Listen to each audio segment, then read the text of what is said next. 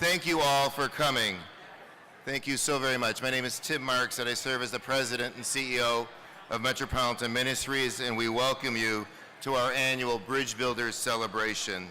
We have a very crisp 1-hour presentation for you today, and we want you to enjoy your lunch throughout the program. Thank you. Over the next hour, we're going to tell you a little bit about where Metropolitan Ministries is going and the work that we're doing in the community. And it's important work. And I will tell you that over the next 12 months, we're going to care for over 300 families on our campus, and close to 1,000 children will come through Metropolitan Ministries campus. We're embarking on construction of several new buildings for children. Yes, children, as we focus on homelessness. Our program focus will be on education and spiritual development. So I could think of no one else to come today to lead us in our opening prayer as we focus on education and spiritual development. Please give a warm welcome to 16-year-old Derrick Alvarado.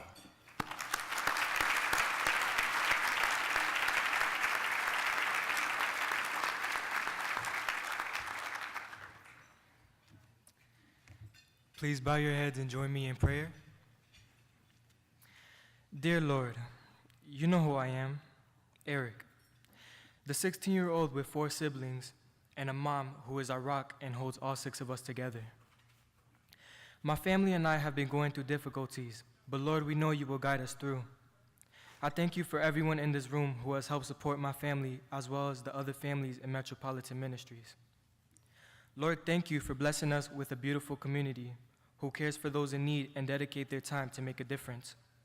Although things can be difficult at times, we will never lose faith in you, Lord, because we know that you shine light on our temporary darkness. As Metropolitan says, hope is here, and we will continue to hope until we are guided out of this obstacle. In his strong name I pray, amen.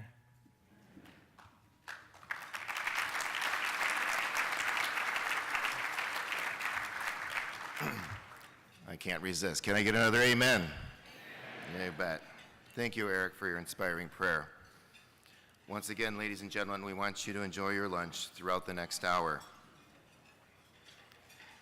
Metropolitan Ministries is grateful to be part of such a caring community. Look around all these guests who've come here on a very rainy day, and I really want to thank you all for making the effort to be here.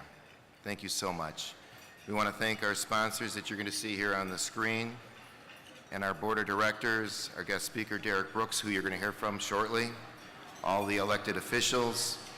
I want to give a special recognition to Mr. Bob Basham of MVP Holdings and PDQ Restaurants. Where's Bob? There he is, right there. I got a wave. There you go. Bob is our lead sponsor and a great board member. He does so much in the community to make the community a better place. He does so much on our board to make Metropolitan Ministries a better ministry. We want to thank all our sponsors, and we want to thank you for coming once again. And I always do this audience participation opportunity where we all give everybody at our table a high five. So look to somebody on your left. Try not to hit anybody in the face. Give them a high five and say, good on you. Okay, now look to the right. Give the other person a high five. Say, good on you. It works like a charm every time I do this. It's like poetry in motion. You all are so well synchronized. Thank you so much for your support. To recognize our dignitaries, I'm going to ask that you welcome Metropolitan Ministries' incoming Chairman of the Board of Directors, Mr. Robert Schimberg. Let's welcome Robert.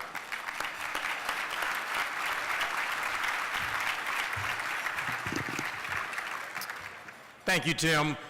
On behalf of the Metropolitan Ministries, my fellow Board of Directors, it's my great pleasure to welcome everyone here today. At Metropolitan Ministries, we're just so appreciative by the great outpouring of support that we receive from the community. It's people like you, it's people like your children, it's your businesses, your community organizations, your faith-based organizations that are not only here today to support Metropolitan Ministries at Bridge Builders, but are here with us at the holidays at our holiday tent and are here with us throughout the year at our campus just a little bit north of here on Florida Avenue. So thank you very much to all of you, particularly in this inclement weather today, for making Metropolitan Ministries and the work we do in alleviating suffering and promoting self-sufficiency with regard to families who are homeless, who are at risk of being homeless. Thank you for making that a reality and for helping us to do great work in the community in that regard. We have so many people that we appreciate being here today, including representatives of the Tampa Bay Buccaneers, the Tampa Bay Storm, and the Tampa Bay Lightning. Thank you all for being here and for supporting Metropolitan Ministries throughout the year. Also, just recently on our campus, we had our volunteer appreciation event where we thank so many volunteers like you that day. And that morning, we awarded our volunteer group of the year to our own Lamplighters organization, led by Tricia Hancock and Christine Manley, under their guidance and leadership, and so many of the members are here today. They provide both tremendous financial support and volunteer support to the children at Metropolitan Ministries, and they've helped us with our award-winning playground, as well as in providing summer enrichment to so many of our students coming up this summer. So thank you to all the Lamplighters in the room today for what you do.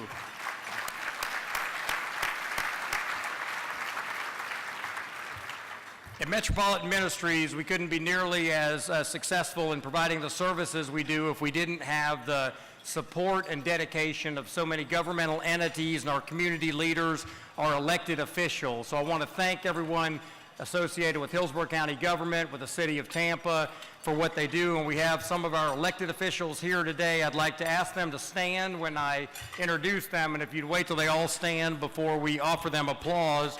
First, our school board chair, Carol Curdell, is here. Carol, thank you so much for everything the school district does in working with us at our partnership school.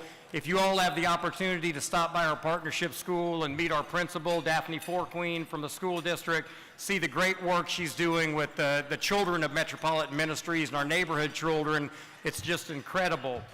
We also have Harry Cohen here from the City Council. Harry, thank you to everything the city does, our City Council, in supporting us with CDBG and with regard to our new campus that we are building and have been building just north of here. We also have our County Commissioner, Sandy Merman, here. Sandy, if you'd stand. We're so appreciative of the work being done at Hillsborough County with Mike Merrill, and under his and Sandy's leadership, they've entrusted in us dollars from the Homeless Recovery Program, and we're working very closely with them, so we so much appreciate our Hillsborough County government. We also have with us today our State Attorney, Mark Ober. Mark, if you'll stand. We appreciate what our law enforcement and prosecutors are doing in helping to keep our children and families at Metropolitan Ministries safe. So if I've inadvertently left out any of our elected officials, I'd ask you to stand now, but let's have a round of applause for our elected officials. Thank you all very much.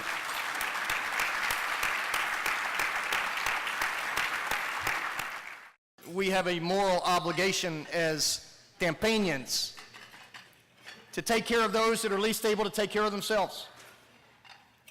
That in this community's progression, that we can't leave any neighborhood behind.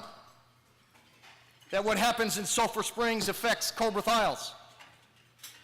And that those young kids that show up at Morris Hintzman's door deserve the same opportunities and the same quality of life as my two little girls on Davis Island. You understand very clearly, otherwise you wouldn't be here. You understand that as this community rises, we must also lift.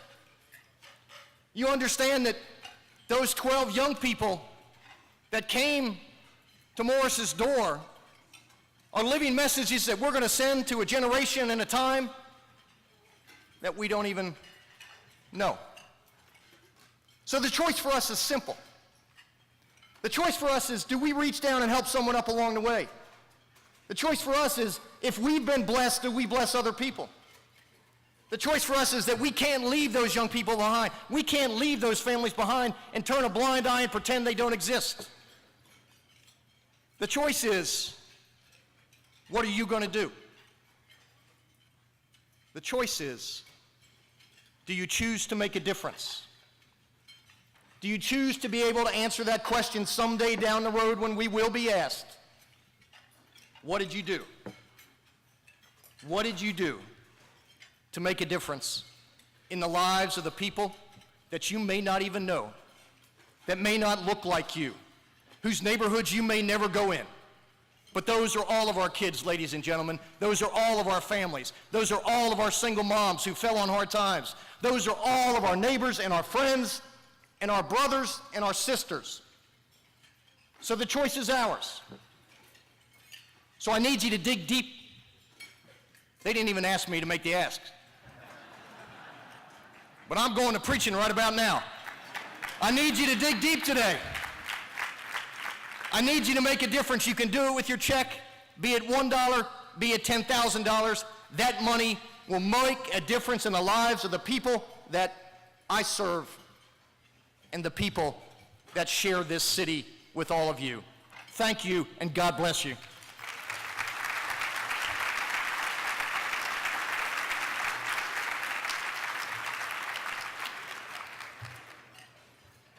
And I can't resist. Can I get an amen? Thank you, Mayor. We are very fortunate to have you as our mayor, and we appreciate your support and visionary leadership that you provide to Tampa. And Tampa is a great community. And at Metropolitan Ministries, we focus on what does excellence look like. And Jim Collins wrote a book called Good to Great. And he said great organizations have a commitment to excellence, they deliver superior results, and they have a lasting impact. We've adopted Collins' focus for excellence on our work throughout Tampa Bay. And as we measure our outcomes for the hundreds of families we case manage, we find that 1 year later, they're still in stable housing. 97% of them are still in stable housing 1 year later.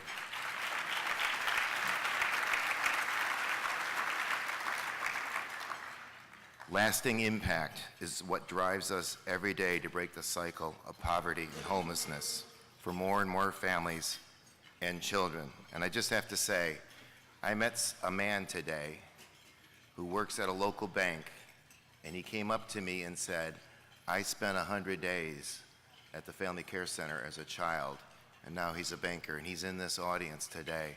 Another testament to lasting impact. Our focus on excellence, superior results, and lasting impact is illustrated in the following video. Please turn your attention to the video screens.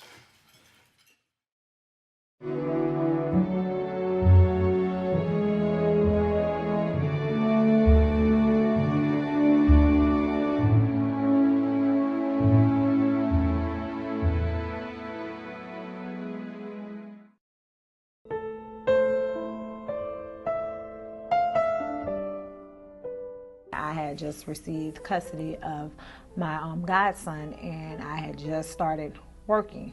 So financial wise, I wasn't able to give him the Christmas that I thought he should have. So I was told to come down and sign up for the Christmas and Thanksgiving, the Thanksgiving and the Christmas holidays. It's very important for kids to have Christmas, but it's very important for the child to be with their parents celebrating Christmas. Christmas is just a tradition in anybody's household to where it needs to be celebrated.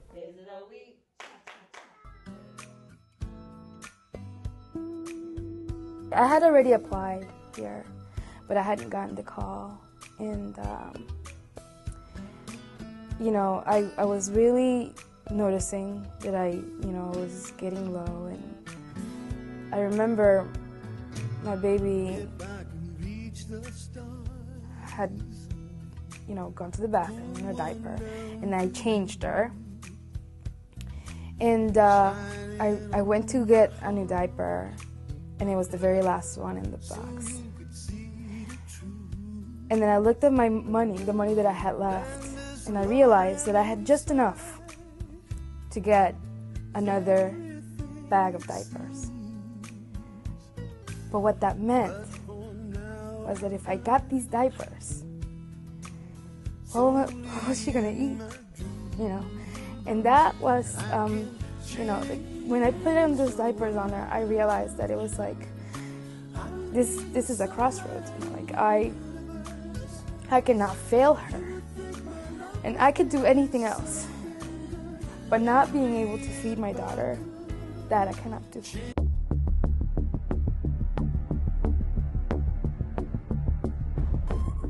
I honestly thought about begging on the street. I've seen mothers that have been abused by, you know, their partners. And the thought of it was so sad to me. I've seen families that was living under the highway. Because I know that I can be something. I've seen families that was actually out here in the parking lot living in their car.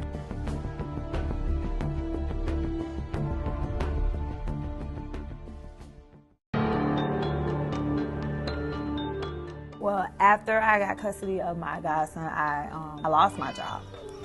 I just had to start all over again, and it was to the point where I wanted to just give up. I felt like I was pushed into a hole, and I was trying to climb out and couldn't climb out. But something just said, you know what? It's time for you to get up and get on your feet and do what you got to do. Because I wasn't living for myself anymore. I was living for my godson, and I was living for my child, my unborn child. If I couldn't take care of him, who was going to take care of him? He was going to go into the system, and I was not going to let that happen.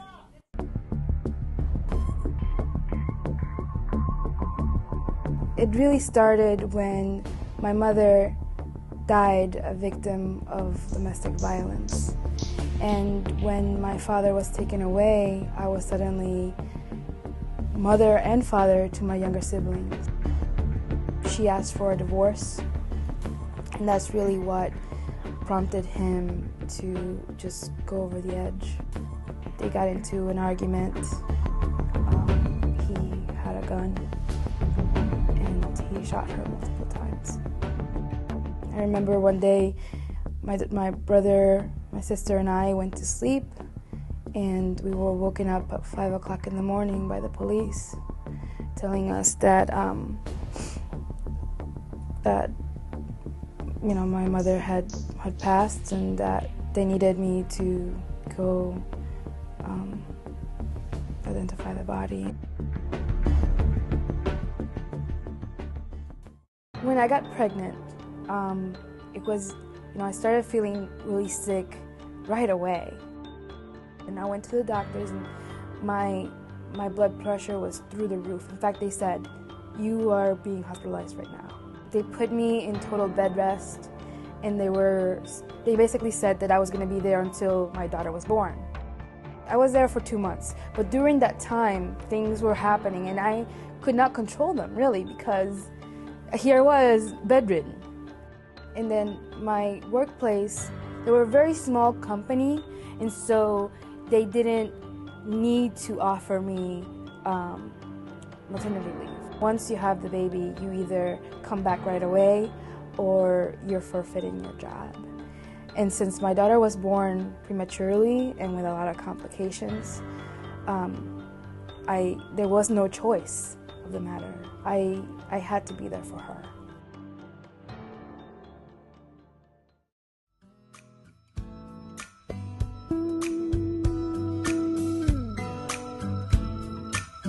When I came here to Metropolitan Ministries, I realized my daughter was in a really up in the air place. She didn't speak at all. And she was a little feral. My relationship with Melody has not only been within Metro, but it's been outside of Metro. I actually sat with her, you know, and we talked about Yudi and you know what she did, and she talked to me about, you know, all the different things that are out there. I can relate to being a special needs child. I mean, my daughter, after being in her classroom, like, she said her first words here at Metropolitan Ministries. I can change the world. When I was 6 years old, I was diagnosed with a learning disability, a specific learning disability. One day I was playing with her and I drew this apple, and she was like, she pointed, apple.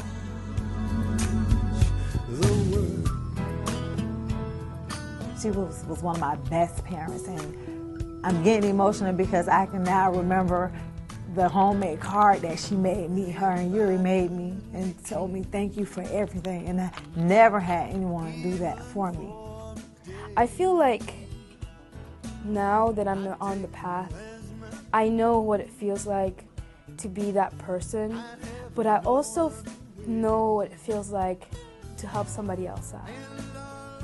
To say, I've been there where you're at, and I can give you a hand.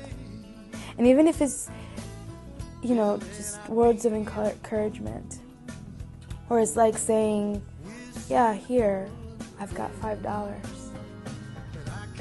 Whatever it is, everybody has something that they can give to make their neighbor stronger. And when they do, we have a strong community. And that's a gift. And that's what Metropolitan Ministries, I feel, brings. It's a strong community full of people that are looking out for each other. And I hope that you are too. When I look out my window. The stories of Miss I and Melanie illustrate lasting impact. And their stories haven't ended, just like the story of Miracle Place isn't over. We're going to continue to grow. Miss I is going to continue to grow. Melanie's going to continue to grow. They're going to continue to give back. They're going to continue to make a difference in lives. And their story isn't over, neither is ours. And we're just so grateful to see life change for them and for the hundreds and hundreds of thousands of children that will come across this campus and their parents. Their story isn't over either, and we hope to finish that story, and that's a story of hope.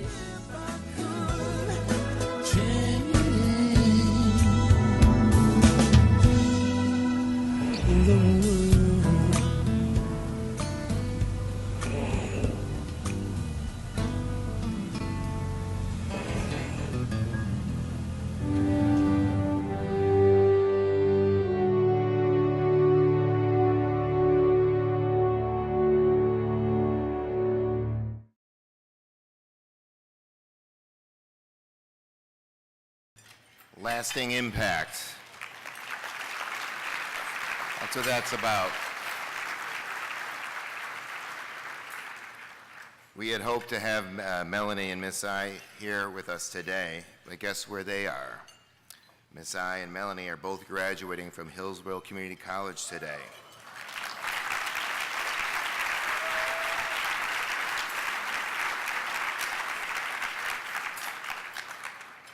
Melanie graduated with honors, and she gave the graduation address. Do we have a picture? Look at that picture. Isn't that great?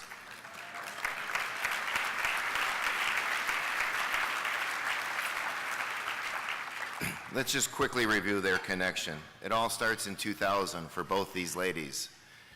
Their lives change in 2000. Miss I takes over custody because she doesn't want her godson to go into the foster care system. In 2000, Melanie immediately becomes a mom because her father murders her mother, and she raises the kids. Miss I comes to Metropolitan Ministries, to our holiday tent, for toys and turkeys because she can't afford to buy toys for her godson. After a while, she quits coming to the holiday tent because she has a job.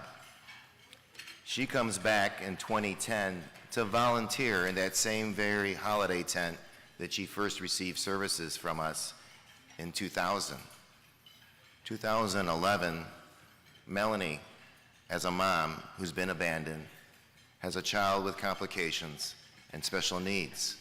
Just so happens that Miss I's been trained in special needs, and for some reason we hired her, not knowing that Melanie's coming, but when Melanie came, she had a teacher with a focus on special needs, and she took care of Melanie's child.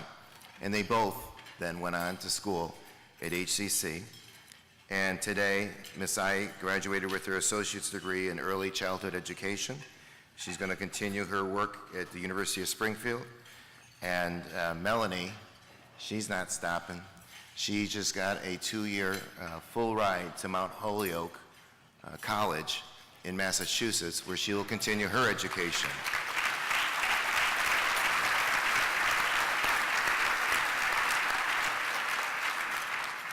So these two ladies found hope, and they became hope. They all came back to give back and help Metro as we serve more people.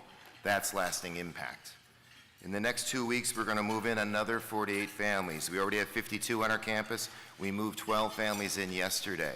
Some of these families were sleeping in garages. That's where they came from. So don't let the rain bother you today. There are people out there sleeping in their cars, in garages, in parks, walking around different stores trying to stay dry because they have no place else to stay. We're going to welcome children seeking a safe night's sleep, someone to believe in them. We're going to hug a mom who's been abandoned or abused. We're going to feed babies, read to children, open the hearts of a teenager disillusioned by the hardships they've endured. We're going to help moms and dads get the educational support and life skills they need to become fully self-sufficient. And every night, we'll be close to capacity with 100 families on our campus. I'm going to ask you, if you could, just pause from eating for a second. There's a book of hope at the center of your table. If everybody would pull one of these out. We're going to talk a little bit about where we're going quickly, and then we'll get on to our program. I just want you to take a look at the book of hope. If everybody could pull that out, follow along with me. Chapter 1 was a response to the great need. Every day, more people living on the edge, barely able to care for their families. More and more, it's children who need the services of Metropolitan Ministries. Thanks to a generous community, including you in this room, Metropolitan Ministries provided a solution with Chapter 1. Generous community and corporate support, 100% participation by our board of directors, 100% participation by our staff made Chapter 1 a reality. As a testament to the generosity of this community, we are blessed to report Chapter 1 is completely funded by existing pledges and donations. Yes. But not only have we doubled capacity on campus, but we're reaching another 200 families off campus with our mobile case management program called First Hug that we couldn't do without the support of the Children's Board of Hillsborough County. We're going directly to the need to stabilize families who are at risk. So Chapter 1 is complete. But here's a recurring theme. We're not done, okay? I want you to look at Chapter 2. It's going to be all about youth enrichment, a youth enrichment center, a gymnasium, a chapel, exceptional facilities that will enrich the educational and spiritual lives of families, leading to greater outcomes. Within these spaces, we'll have the ability to deliver large-scale programs such as public speaking, leadership development for our children and teens, performance space for the great partnership that we have with Patel, great after-school programs that we partner with the school district on, and flexible space to support ongoing self-defense, safety, and rape prevention classes for our kids. The gymnasium will provide critical space for our crowded partnership school. Exercise and sports programs will be available to enhance the residential experience for our kids. And something we're very excited about, the Chapel of Hope, that we'll use to fulfill the spiritual component and be a beacon of light and hope at the very center of our campus. It'll be a non-denominational sanctuary for prayer, worship, education, and building one's faith. Chapter 2 is underway. It's going to open in a year. But guess what? We're not done. Chapter 3 is going to provide elementary education school for at-risk and homeless youth. For families and children who have experienced trauma, the advantage of an on-site school are significant. The primary advantage is the ability to offer safe and convenient environment for both children and parents. Homeless families don't have access to transportation, limited funds to pay for transportation. Parental involvement, it's critical. That will be maximized by having this school right on campus. There'll be personalized services supported by the collaborative efforts of our staff, but more importantly, Hillsborough County Public Schools, where they bring their core competencies and our core competencies to maximize educational and behavioral outcomes for traumatized children. I want you to consider now how you're going to write your name into the Book of Hope. So I want you to turn to the last page. Another audience participation moment. Let's make some noise. Let's all tear out our page in the Book of Hope. I'm not hearing a lot of tearing. I'll wait. Tear out your page, please. It's your opportunity to write yourself into the Book of Hope. It's only with the help of generous donors like you that we're able to serve more and more families and children. There's pens at the center of the table as well. We're blessed to have the Triad Foundation stand with us again this year with a $50,000 match for any new or upgraded gift made today at Bridge Builders. Please consider that. Today we've talked about outcomes, life changed, and buildings being built. We're not asking you to give to a building. We're asking you to give support to the life change programs that will take place in those buildings as we serve more and more families with children each day.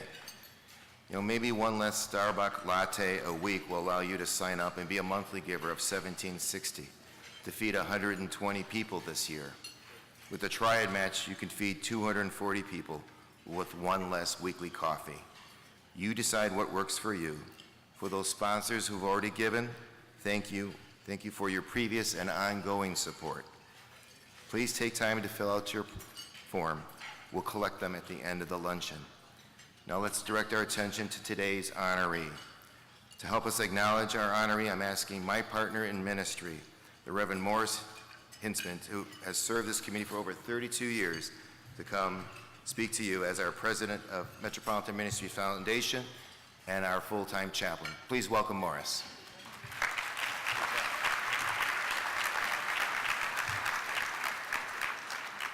This is probably the first Bridge Builders event that I've attended where I smile all the way through it. It's because I don't have to think. Tim has taken on the responsibility as CEO and president of Metropolitan Ministries. We're thrilled about that, and I pledge my support and working alongside him to make sure that the mission and vision of the ministry is fulfilled.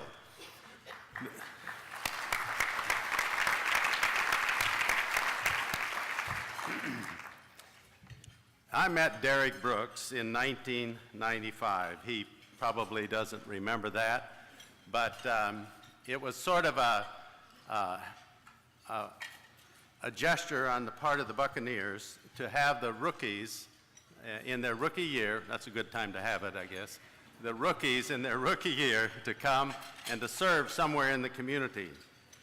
And for every year since at least the mid-90s, the rookies have come down and served either in the tent or done parties for our kids.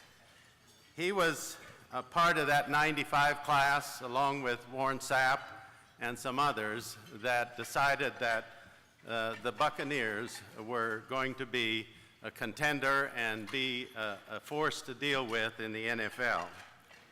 And so the honoree, as we know him as Derrick, he has written his own legacy that many in his position would have stopped after winning a Super Bowl, numerous NFL awards, accolades, and national notoriety.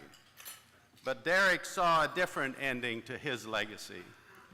He saw needs in the community that needed to get met with young people, and he started his program and has fostered it and nurtured it to where it's now a very powerful and exciting influence in the lives of young people today.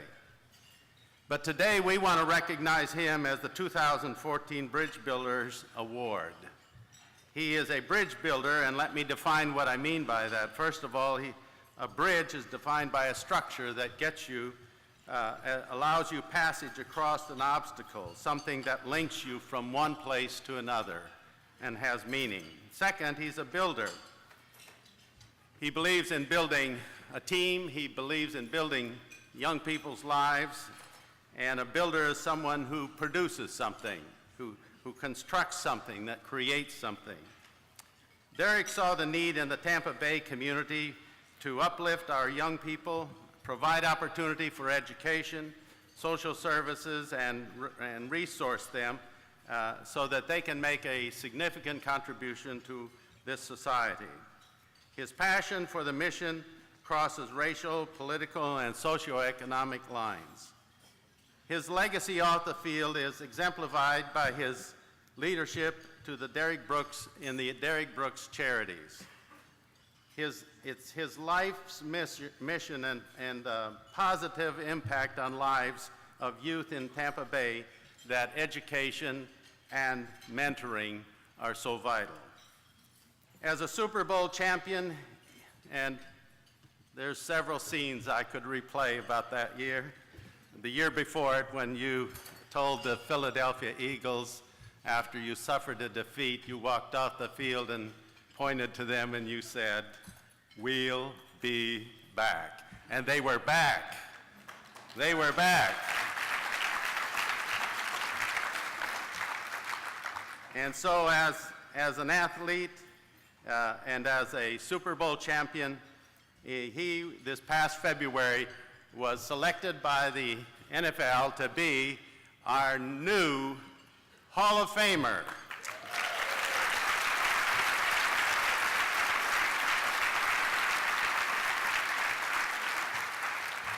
And to present this award to Derrick prior to when he speaks will be the chairman of our board, Bruce Tigert, and our director, or senior director of programming is Christine Long over here. Come on up here and join me. Come on up, Derrick.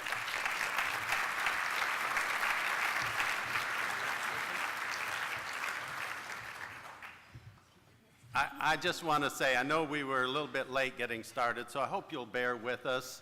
The rain did its deal, but if we run over time, we go past 1 o'clock, it's Derrick's issue. But let's give a warm welcome to Derrick Brooks.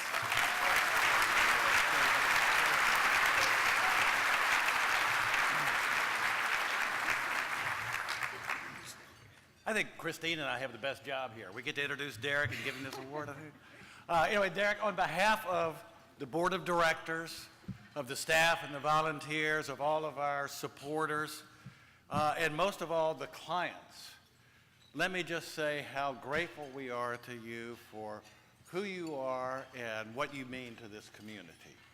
We know that you love to compete, and we know that you love to win, like Super Bowl 37, huh? And you've helped to make champions out of our children and our youth through your leadership and inspiration. Derrick, we know you probably get a lot of requests to sign footballs. Am I right? Yes. And because you love your fans, you probably get your pen out time and time again. But this time, your biggest fans aren't going to ask you for an autograph. The children of Metropolitan Ministries have signed a football to give to you. All of their little signatures are on the football. Here's the children.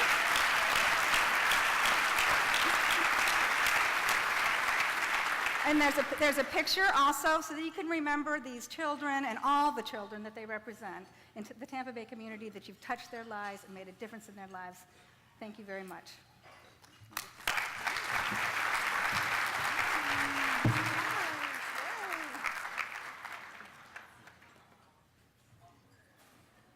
So on behalf of Metropolitan Ministries and our community, I'm very excited to announce Derrick Brooks as being our 2014 Bridge Builder of the Year.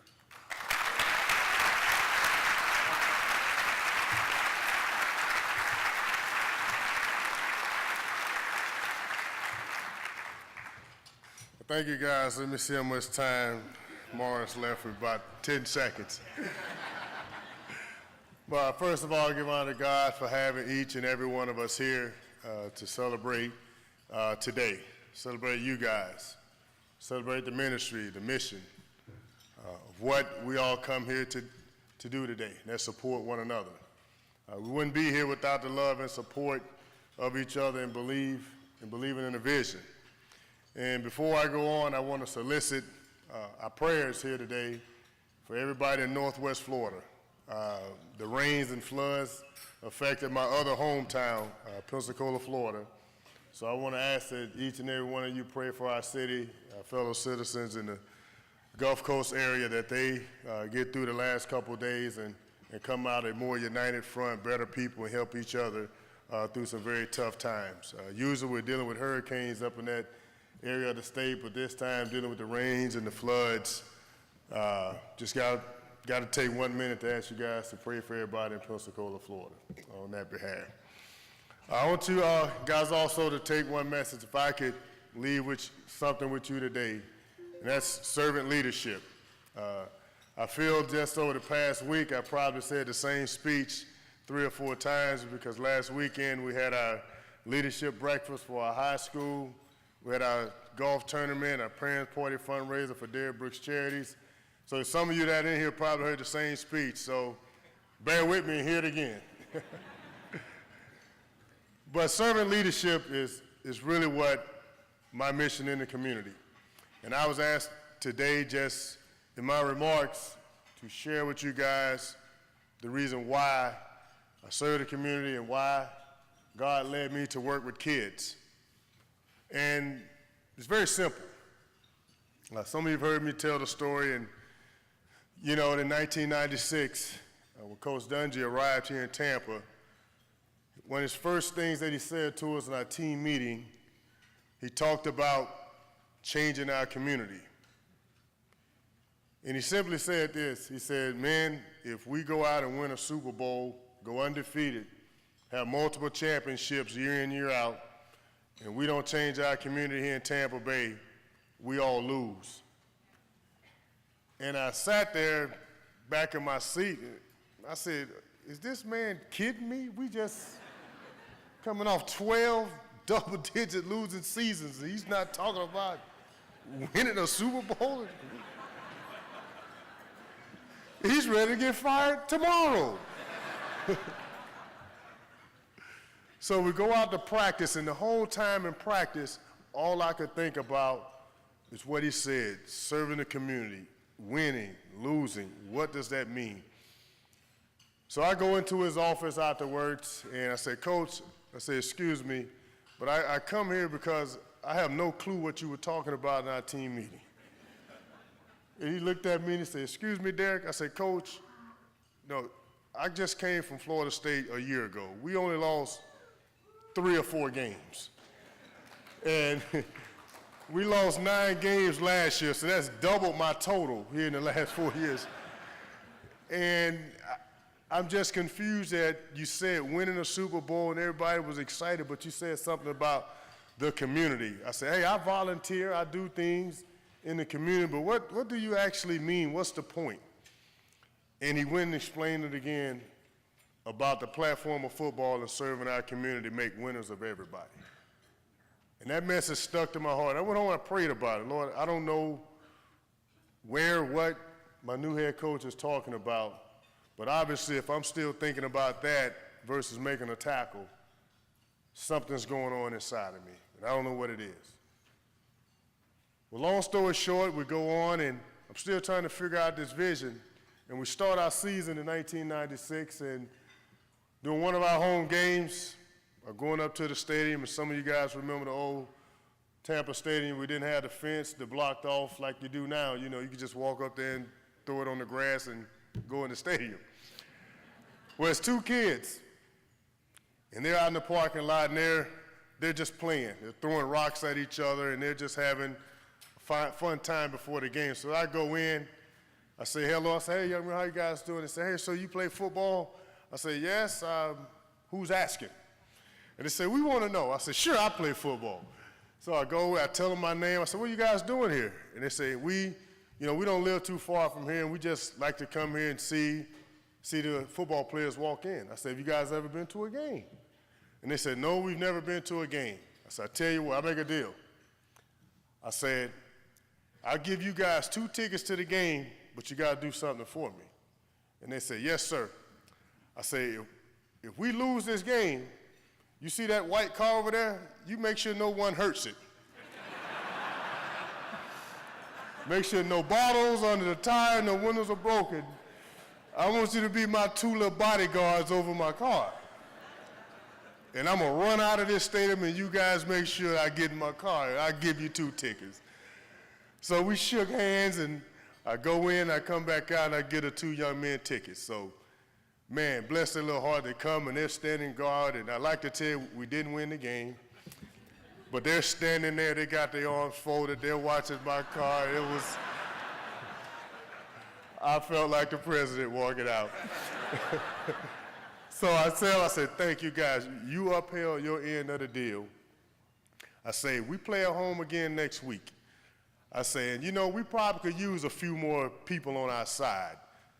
So why don't you get some of your other friends and you guys come and you guys meet me here at the same time. Well, sometimes you gotta be careful what you ask for. Moving right along, I show up same time and I just see a bunch of kids. Boy, it's probably about 50, 70 kids. So, man of my word, I go in, I say, hey, we didn't have no problem finding the tickets. Trust me. So I go in, I get the guys, I say, hey, so now my 2 young men, they're explaining what the deal is, that, hey, you guys gotta make sure no one mess with the cars, we get the tickets. So they explaining to their friends what the deal is. I said, well, I got one more thing I want to add. And they're gathering around. They say, yes, what it is. I said, you guys can't wear bags over your heads either. I want to see your faces in the stands. Because if you're booing us, I want to see you. So we go out, man, and I tell you what, we did win the game. And we just had a nice celebration. And you know, these bunch of kids and my mom and my dad at the time, they coming out and they just see a bunch of kids run up to me and she's looking at me like, what is going on? So I tell her what I'd done and that's where it all started. So I found out where did the majority of those kids, where did they come from? And they came over from the Audley Evans Center in Belmont Heights at the time. And for those of you that's been in Tampa, we know Belmont Heights is obviously not the Belmont Heights we see today, but it was a rough place back in the late mid-90s. So I went to the Boys and Girls Club, and I visited with them. Just show up, no agenda, just, hey, who came to the game? I came, and we just started talking. And I would go there every Monday or Tuesday from that Sunday on just to hang out with them, get to know them. And one trip back from Green Bay, one of the young ladies walked up to me and she didn't know anything about football, but she knew that they was making a big deal about some guy that always come and everybody go talk to him. So she comes up and she says, sir, she said, I'm waiting on this guy that everyone always go and talk to every Monday and Tuesday. Do you know where he is? Because I want to meet him. I said, I don't know. I tell you what, we both gonna sit here and wait on this guy because I want to meet him too. And we're gonna talk him. And I asked her, I said, did you watch the game yesterday? She said, yeah, the Bucs, they played Green Bay, but they didn't do so well. And I heard this guy play for the Bucs, and I want to know how they get back to Tampa so fast. If they just played yesterday, he's supposed to be here today. I wonder what kind of car they drive. I said, well, I think they use airplanes. And they fly back out to the game. That's what someone told me. And I said, you know what an airplane is? And she said, yes, I see them on TV. I said, well, they kind of fly over this neighborhood, so every now and again you hear some noise, just look up. And she says, sir, when I leave here, I don't look up. If I look up, I may get shot or killed. I'm just trying to get home. You talking about something that burned me. I said, well, I'll tell you what. I said, maybe I can meet this man that they're talking about. And you think he would be interested in showing you guys what an airplane looked like and taking a trip? And she said, yeah, I would like to see an airplane. I said, well, I'll tell you what. My name's Derrick Brooks, and I'm that guy that you're looking for. And she just, you can't believe it's you, and I've been talking to you, and we had a moment. And I started setting up first then. I took our first trip to Fort Lauderdale. And the premise behind it is I just wanted to give kids the opportunity to experience something that they'd never experienced. You talk about creating hope. You talk about the mission of Metropolitan Ministries. Hope is alive. And that's all I wanted to do when I started this journey. And I asked God to just continue to guide me. And we started with creating a plane trip just to give kids the opportunity to fly. Because if I wasn't being recruited in high school to go play football, I don't know when I would have took my first plane trip. And I was a senior in high school. I wanted to provide that to kids. And I want them to see the walls outside of the neighborhoods they lived in. And that's what I talked about. I said, Lord, just give me a platform to show them a world outside the walls they live in. I don't know what it is, but show it to me. And that's when the Lord fed my passion for education. And I figured if I could help educate kids, I'd give them a certain empowerment through that education. And through that empowerment, they'll get themselves every opportunity across the board for whatever type of employment they seek. And that's been my vision, that's been my goal ever since. To tell you, when I offered 2 kids a chance to go to a ball game, would that have turned into my own charter high school with Mr. Eddie DeBarlow, I wouldn't be telling you guys the truth. I had no idea. But God knew my passion for serving kids and giving them a resource of education to overcome the walls that they live in, to see the vision beyond it. I want them to touch. I want them to see. When you talk about giving kids hope, you got to give them something that they can see and believe in. And the first thing was me. I wanted to pray for consistency.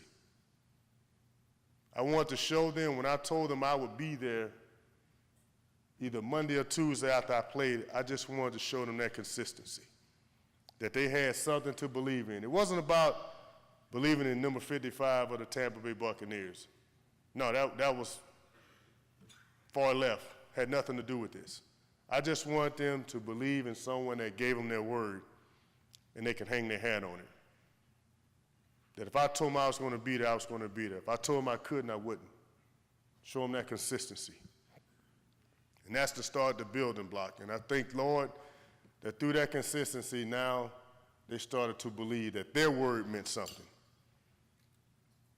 That when they say something, when they believe in it, now they can achieve it. Just a model of consistency, showing that somebody cares. I wasn't there to save the world. I'm not God. I told them that. I'm just one vehicle that needs the belief of a lot of people putting gas in that vehicle to get a vision going. That's all I am. But I wanted to show them that I was that vehicle that was going to be there for them whether I had gas or not. And that's the foundation that Derrick Brooks Charities is built on. I share the same principles with Metropolitan Ministries. And we work together over the past 19 years in a lot of ways, whether it's volunteering my time, whether it was our programs volunteering their times, whether it was through our financial support of families, helping with families that came to be a part of the ministries, help getting opportunities for families that are there, that have stood back on their feet and giving them a direction. And I thank God for that consistency in our relationship over the years that have brought you guys here today. I've been called a lot of things in my career, but bridge builder is one that I'm probably going to hold on to because I like the definition of it. You talk about a connection. Why we all can't be that connection. We all can be bridge builders. That's why we're here today. As Tim said, when you tear that sheet of paper out, you're creating your own bridge. You're becoming your own builder, whatever level it is. To me, it doesn't matter. Because I believe in 2 things to change the world. 2 things, 2 simple beliefs. Give your most valuable asset you give to someone that can't give you anything in return, and that's your time. Time is our most valuable asset. 1, because we don't know how much of it we have. Only God knows that. And secondly, what you're going to do with whatever little time you got, you create that value. And when you give that to someone else, you're giving a piece of you that they can't give back. You give them your time, it's not they can reciprocate it, but you're giving it to them and you're giving them that investment, and God will take care of the returns. And you need a willing heart. You got to care. You got to care about your time enough to give it to somebody else or give it to a cause. and expect nothing in return but the fact that you gave it and you took time to do it. And you can do that on an individual level as well as a company level. You can group it together and all become one. And that's why we're here today. We're here today to serve in a servant leadership role Metropolitan Ministries and help them envision and help them take on the goals that they've set. Have they set some lofty goals with the Book of Hope? Absolutely. But they can achieve it 1 cent at a time, one person at a time, one giving heart, and one person giving their time. They can do it. And we all do that together, then we can support that Book of Hope. And I leave you guys finally with this. If it's not Metropolitan Ministries, whatever charitable organization that you're involved in, never get tired of doing good. Never get tired. Sometimes you feel the job is thankless when you're serving others, and sometimes you just want to see a return. That's just being a human being. But never get tired of doing it. Because I like to think when I get to feel that moment, when I get to feel like I've given enough and what else I can do, I think about the young man that walked into our program with his pants down on his ankle, and I could tell you every brand of underwear he had on, I could tell you. I think about in 6 months he left out of that program with his pants up with a belt on. I celebrate those type of victories. I celebrate them.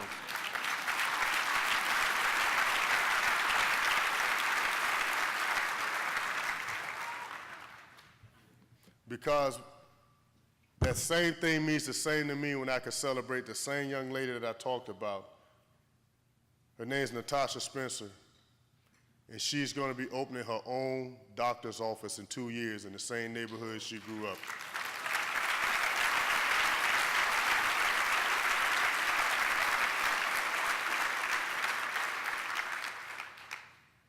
I celebrate them all the same. That's why I feel I never get tired, because I think about it.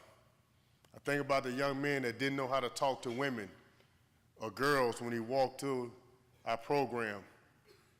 And now some of these young men have their own families with daughters and no sons. And they got to be that shining example of teaching his daughters to look for a guy that was better than him at their age. Those are victories I celebrate when I think about working with kids. And the final reason why I love working with kids, because that's our future. It's our future. When you can take that educated mind and feed into it, you just don't know what we're tapping into. Could be the next mayor. Could serve our city in any different capacity. Could be an athlete, a football player. I don't know. But I just want to be in a position to give them an opportunity, no matter what their backgrounds are. We have the opportunity to educate them, and I want to be able to feed that into our kids and let the Lord water the paths of where it goes. So when you leave it tonight, grab your envelopes, whether it's this one or another one. Give your time, give a willing heart, and make sure you support a cause here in Tampa Bay to make our city the best city in the Bay Area, the best area in the state of Florida. With that, enjoy the rest of your day.